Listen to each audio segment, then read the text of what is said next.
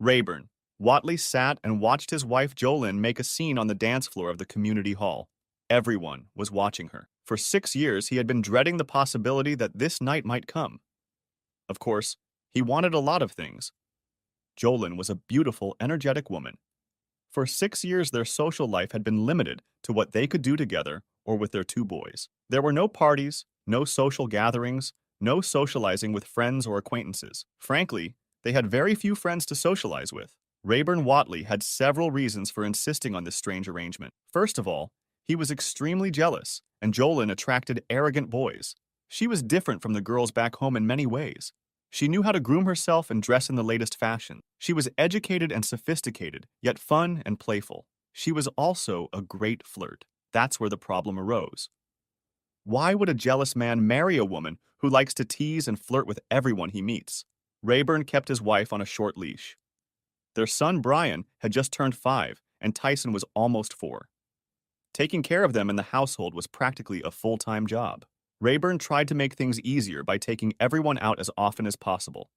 He was constantly bringing home gifts for his wife, trinkets, flowers, and candy. He had once read in a magazine that such things would keep the little woman satisfied, and that was all he wanted. Tonight's dance was a corporate dance. Rayburn worked for a small, family-owned construction firm. He worked hard and kept to himself so he wouldn't get in trouble. Yeah, trouble. That was the second reason he was so keen not to attend social events. He was born and raised in Rockingham County, Virginia. It was the extreme western part of the state, and if you walked another half-mile, you would be in West Virginia. He had 3 brothers and a sister, and he missed them very much. His oldest brother, Thompson, was currently in prison. His sister, Nadine, and 2 younger brothers, Grayson and Fletcher, still lived in the area. He hadn't seen any of them in over 6 years since he was forced to leave, which brings us back to the second reason. Thompson was in jail for beating a man so badly that he spent 2 months in the hospital. Rayburn lived and worked 2 states away from home for the same reason. Thompson and Rayburn had a temper and fought like banshees when they were aggravated. When the first blow was thrown, neither of them felt any pain or what could be called mercy. The only way to stop them was physical restraint. Nadine was the same way, but seemed to control herself a little better. The 2 younger brothers were the most common. Everyone teased them for having a different father, which their mother didn't like. Rayburn's mother lived with Nadine, who was married to a truck driver. He didn't come home too often, and many people understood why. Virginia and West Virginia authorities were waiting for Rayburn to come home to capture him. It didn't matter which of them was lucky.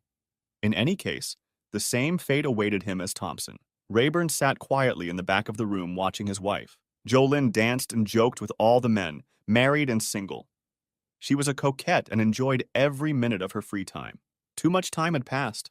She missed the parties, the dancing, and the fun. She was glad Rayburn had taken her along, but resented him for not doing it more often. She was on edge, making up for lost time. It had been a good night for Jolyn. As the night wore on, things got looser and looser. Rayburn watched as the boys began to slowly fondle his wife. It seemed they were testing to what limits they could reach with her. For the most part, she held them back and was good-natured about it, most of the time. Benny Cordetti was one of the co-owners of Brightbill Enterprises. He was a loud, arrogant goon whom Rayburn disliked but tolerated because he was the boss. It was important not only to make a living, but to keep a low profile. As the night waned, Benny began to get more creative and adventurous with his hands. It was a slow dance, and Benny had both hands around Jolyn's ass. She didn't protest and just kept dancing as if nothing was happening. Rayburn clutched the empty, long-necked bottle as hard as he could, but there was no way it was going to break. Jumping up, Rayburn hurled the bottle across the room directly at his boss. Fortunately, it hit Cordetti's shoulder, and not Jolyn's. The force of the blow was enough to make the large man fall to one knee and start cursing. Jolyn turned around just in time to see her husband grab his partner and start dragging him across the room. He got into position to start beating the asshole who dared to grope his wife, but never got around to it. The 3 guys grabbed Rayburn and pulled them away from each other. "What the hell are you doing, you idiot?" shouted Cordetti, picking himself up off the floor. "You touch my wife again, you fat bastard, and I'll rip your head off. We just danced. We danced all night. A lot of guys danced with her. Yeah, but none of them felt her ass while they were doing it. I had no problem letting people dance with her, but I won't allow it any further than that. You crossed the line. You're crazy, Rayburn. You're a psycho and a drunk. And to top it off, you're fired too. Come in tomorrow and get your last check. Kick that bum out. Jolene stood with her mouth open. She had never seen her husband in such a state. She had no idea what had caused all this. Up until now, she had envisioned him as a caring, loving husband. She'd noticed him getting a little upset when she flirted, but never anything like this. In 6 years, Rayburn looked at his wife for some encouragement, but saw none and was escorted out. 10 minutes later, he was home. He paid the babysitter and laid down on the couch. He wasn't drunk. He knew he was better, and he'd had enough to drink overnight. He sat in the dark living room. The only light came from the kitchen. He realized that someone had given his wife a ride home when he heard the car door slam. He didn't look to see who it was. Was it Benny? Thank you for making this night unforgettable. I've never been so humbled. Thank you so much. She tossed the pack on the chair and noticed her husband didn't say anything back to her. Did you hear me? Are you awake or are you so drunk you can't think straight? I'm fine. I see you made it home. No thanks to you. Rayburn didn't feel like arguing with her. He was sitting here because he didn't want to be in bed when she got home if she did. By the way, I gave you your job back. Come back tomorrow as usual. What the hell did you do? Did you fuck him so he'd give me my job back? As soon as the words left his mouth, he regretted saying them, but it was too late. Hell no. I gave him a blowjob so he'd give you your job back. I fucked him because I wanted to. Jolene was beyond furious as she slammed the bedroom door shut. Her words hurt him more than anything else in his entire life. He realized she was furious, but she had no idea what kind of demon she had let loose. Rayburn spent the night in his truck. After eating breakfast, Rayburn began waiting in the company parking lot for the payroll office to open. Waiting was bad, because it gave him time to think. He replayed the events of the previous night over and over in his head. He always stopped when he got to Jolene's confession or whatever it was. Hell no. I gave him a blowjob so he'd give you your job back. I fucked him because I wanted to. He watched as Benny Cordetti drove up in his black Cadillac. Damn, nobody drove those anymore. Finally, feeling that everything should be ready to go, he went inside.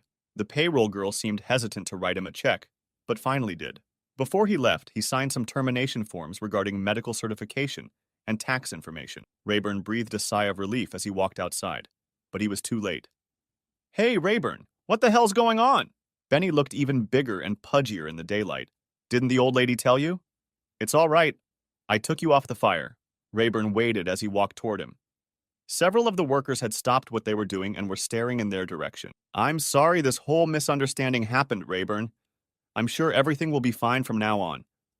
We all look forward to having you and your wife at our parties more often. Benny Cordetti was looking at Rayburn Watley with a wide grin on his face, and that was a mistake. Benny was a full foot taller than Rayburn and weighed at least 60 pounds. But none of that mattered. The big man was on his feet longer than Rayburn expected. Finally, Rayburn felt, or rather heard, a few ribs crack. This caused Benny to drop to one knee. The steel-toed boot quickly snapped the kneecap that was in front of him and dropped him to the ground. Benny's exposed gonads were the next target, and when he rolled onto his back to defend himself, Rayburn was immediately on his chest. Most of the blows landed on Benny's face. One of the missed punches broke his collarbone. The sharp pain in his right arm caused Rayburn to start using his left. By the time several workers pulled Rayburn away from the battered body, Cordetti's face had turned into a bloody mess. Two of them ended up on the ground, and then they all let him go, and he went to his truck. A few people were helping Cordetti, but most of them looked at Rayburn with awe. None of them had ever witnessed such a sight. Brian and Tyson were playing in the yard when he got home. Rayburn opened the door and whistled. In a flash, both boys were in the truck. Rayburn watched in the rearview mirror as Jolene stood on the back porch and screamed, waving her arms. Tough shit. An hour later, they were on Highway 81 heading south. The boys were eager to have lunch at Mickey D's, but they started asking about their mother. Rayburn tried to change the subject by telling them about the good time they would have at Aunt Nadine's. Rayburn stopped by Nadine, who immediately sent him to Fletcher. He had just gotten married and rented a house that was twice the size he needed to make his new bride happy. She had a 4-year-old son from a previous marriage, so everything worked out well. Fletcher and Grayson worked in Arlington. They usually left Monday morning and returned Friday night. It wasn't the best situation, but it was a good, steady job. Nadine and Fletcher's wife, Garnet, spent most of the evening with Rayburn. Nadine had a lot of free time and was going to drive down to Pennsylvania and pick up all the clothes and toys for the boy. Rayburn laughed when she volunteered so quickly. If anyone could handle Jolene, it was Nadine. She was mean, tough, and nasty as hell. Rayburn could never understand how she managed to get a man to marry her. He thought she must have intimidated him, or he had a wooden leg and couldn't escape. She wasn't amused when he talked about it. Nadine insisted that Roger had married her because of her looks and pleasant character. Then she always laughed at her own joke. She left at first light and reached home by lunchtime. "Who the hell are you?" Jolene still wasn't dressed. It was obvious she had been crying. "I hate to say it, but in this case it's true. I am your worst nightmare." "Oh shit. What now? I can't take it anymore." Nadine watched as Jolene walked slowly into the living room and sank down on the couch. "I'm Nadine, Rayburn's older sister. I promise not to hurt you, but I won't put up with any nonsense either. Understand?" "No, I don't understand." "You are in my house and you are not my master. As long as you're in my house, I'll do and say whatever I want. I don't care if you like it or not." Suddenly, Nadine realized why Rayburn had married this woman. She looked like a Barbie doll, but she had balls. She couldn't understand how she and Rayburn hadn't beaten themselves to death over the past 6 years. If any woman talked to Rayburn like that, he'd punch her in the face, whether she was a woman or not. Apparently, Rayburn never gave this woman any slack. "Jolene, do you have anything we could eat for lunch? I haven't had breakfast today." "Yes, come into the kitchen. I can whip something up real quick." "Would you like some coffee?" "I'd rather have a Coke if you have one." For several minutes, neither woman spoke. Nadine sat, Jolene served, and then sat down. "Where the hell is my husband? Why do you care? He is my husband and he has my children." "Where are my children?" "With your husband. They are safe and having a good time." "Where the hell is it? This is my house. Stop playing cute word games with me." "They live in Rockingham County." "Why?" "Because if he had stayed, he probably would have killed you." "Why the hell does he want to kill me?" "Because you cheated on him. No Watley man would tolerate that. Hell, I can't understand why you're here now." "Oh, damn. I realized I messed up as soon as I said that. Stupid, stupid, stupid. Do you want to explain that? Do you want another Coke?" "No, but I'll have some coffee now." Jolene poured 2 cups of coffee. Nadine brushes off the cream. "When I got home from the damn party, I told Rayburn that his boss was humbled and that he still had a job. When Rayburn made some smart-ass remark about me screwing his boss to keep his job, I hit the ceiling. I was furious. That he could even think such a thing was beyond me. I did the only thing that came to my mind. I gave him a smart-ass answer. That's what got me into trouble." "What the hell did you say?" "I said I gave his boss a blowjob to get his job back, and that I banged his boss because I wanted to." Nadine took a sip of hot coffee. "I'm surprised he didn't kill you right then and there. You must be a real blonde, because that was the stupidest thing a woman has ever said to Rayburn Watley. Really stupid." Jolene didn't answer anything. What happened that got Rayburn fired in the first place? All night I acted like a student at a frat party. I could see that Rayburn was upset with me, but I was having so much fun that I didn't want to stop. I was doing one last dance with Rayburn's boss, Mr. Cordetti, when the situation finally got out of hand. Cordetti put both hands on my cheeks. I told him to remove them immediately, or I'd kick him in the balls so hard he wouldn't be able to walk for a week. I didn't want to make a scene. But I was too late. Before we knew it, Rayburn had thrown a beer bottle at Cordetti and hit him in the shoulder. I think he was aiming for his head. That sounds like my brother. One thing led to another, and in a fit of rage, Cordetti fired Rayburn on the spot. Rayburn ran out before things subsided. I spoke to Mr. Cordetti for about 10 minutes, and he admitted that it was a bad move on his part, and that Rayburn was justified in what he did. He said he could keep his job and apologize to me. He also asked me to apologize to Rayburn for him. I didn't have that opportunity. "So you never had sex with that Cordetti guy?" "Hell no. There's no way I'm thinking about cheating on Rayburn." "Why did you say that?" "Because I was furious. He just accused me of being a slut. I wouldn't tolerate that kind of shit from anyone, including him. Before I knew it, my mouth was spewing all that shit, and there was no way to take it back. The only person who got banged that night was me. I did it to myself. Me and my big mouth." Jolene gathered up the empty cups. She seemed to be crying, or at least her eyes were watering. "What are you going to do now?" "I don't. Do you have any suggestions? You seem to know a lot more about Rayburn than I do. Did you know he's wanted by the law in 2 states? "What? No, I didn't know that. What the hell did he do?" "Damn, girl. That's a dumb question. What did he do to Benny Cordetti yesterday morning?" "Oh God, no. Cordetti won't be out of the hospital for at least 3 weeks.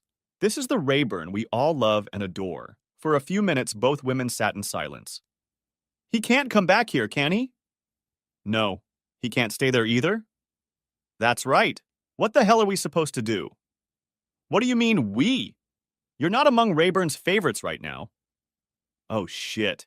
He doesn't know the truth. There's no way he knows what really happened. Shit, I'm in trouble again. Look, Jolyn, it was very interesting to meet you. I enjoyed the lunch and conversation, but now I need to get the baby's things and hit the road. Can I come with you? Hell no. Are you trying to get me killed? May I have your phone number?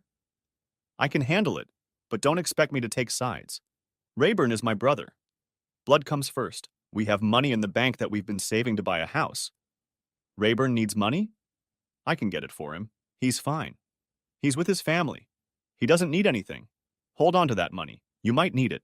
2 hours later, Nadine was on the road, heading south. She had to be home in time for dinner. In the evening, there was a big family gathering. Nadine told Rayburn what Jolyn had told her, but he didn't believe it. Until she proved otherwise, he would assume that what she had said first, in the heat of anger, was true. The story she'd told Nadine was a far-fetched cover-up. The main problem was what he should do next. He couldn't stay where he was, and he couldn't go back to Pennsylvania. Fletcher had a friend who owned a company that built yuppie log cabins in Winchester, Tennessee. A quick phone call, and one problem was solved. Garnet was going to keep Brian and Tyson at his place until Rayburn found a place to live. Garnet was making great grits. Nadine was going to bring them over, help Rayburn set up the house, and find some babysitting for the boys while Rayburn worked. Rayburn wasn't going to leave until Monday morning, so he had a whole weekend to spend with his family. Although Rayburn tried his best to get home without anyone finding out, he failed. Someone recognized him, and it didn't take long for it to be known.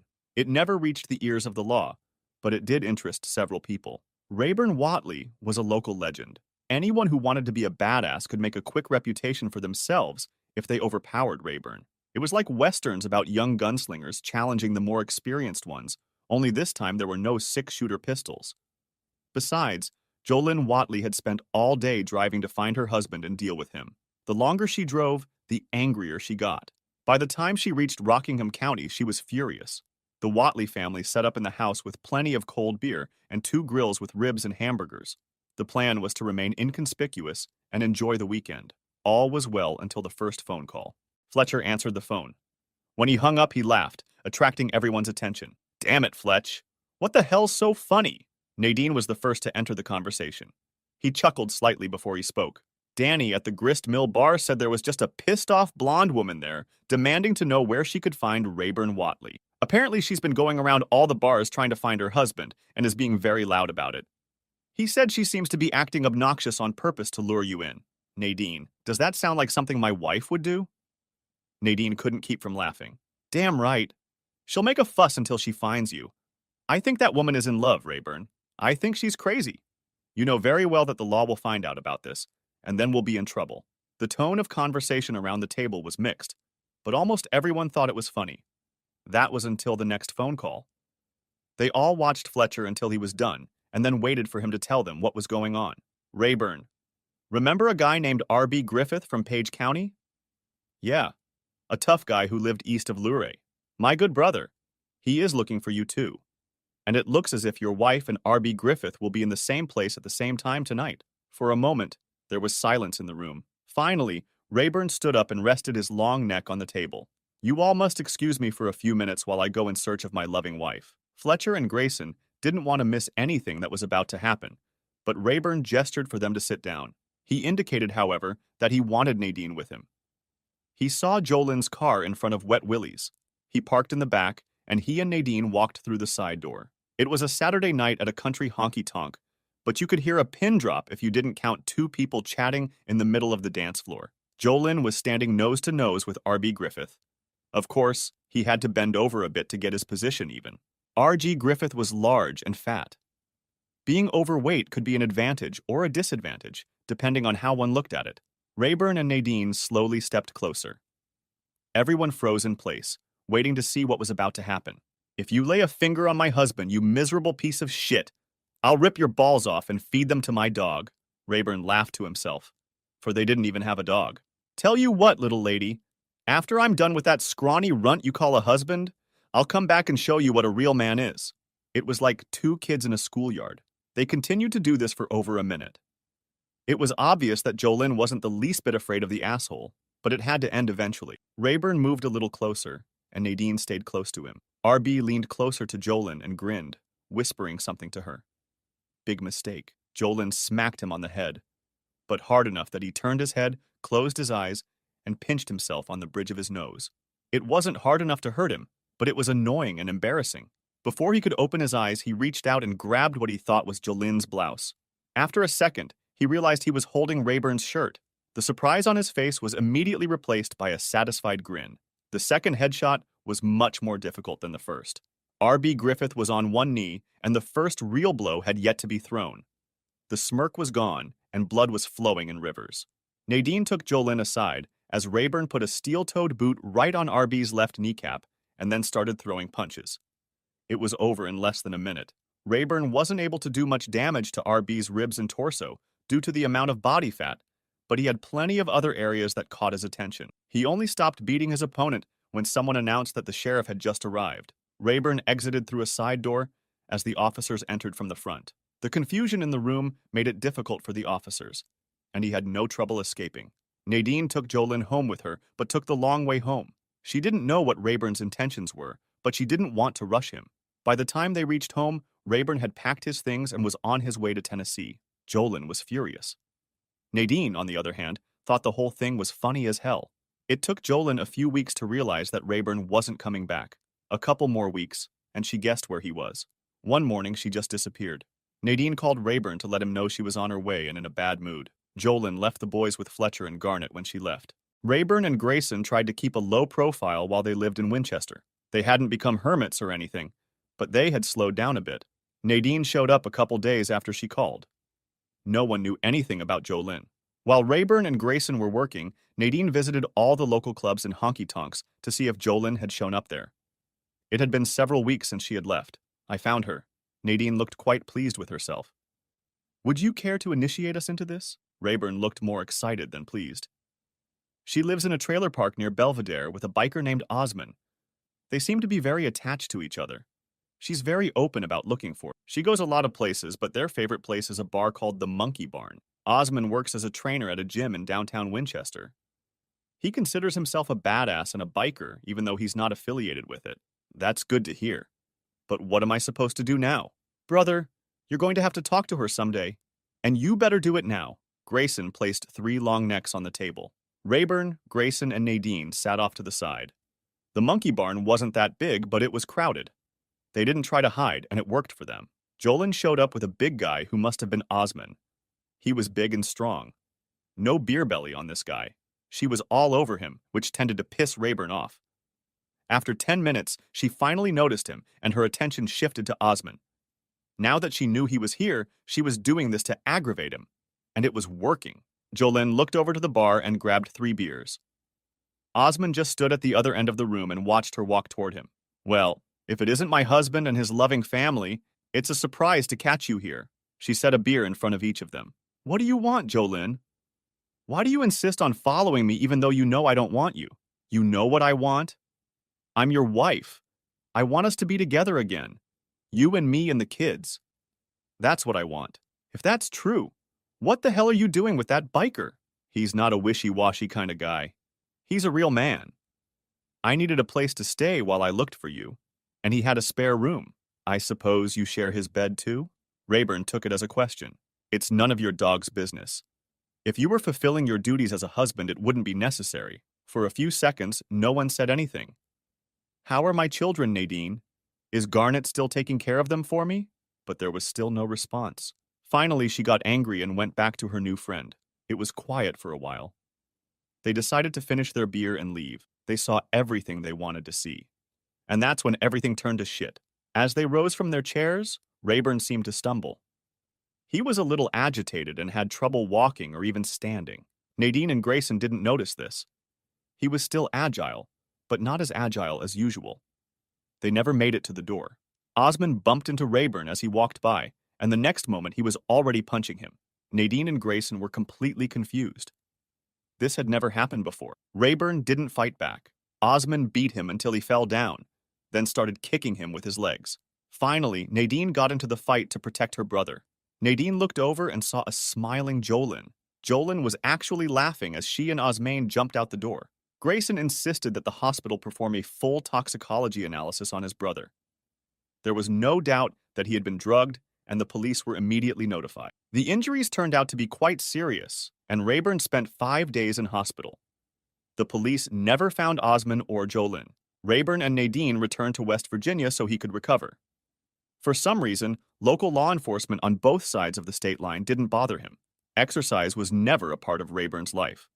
His zero-fat physique and muscular figure were natural, complemented by hard work. Now things had changed. Nadine quickly realized that therapy and exercise were essential to Rayburn's recovery and made sure he was getting both. Fortunately, there were no serious problems. Within a few months, he was back to normal, or even better. He was ready to go back to Winchester when they got the call. "Grayson, what's going on, bro? A little news I thought you might be interested in.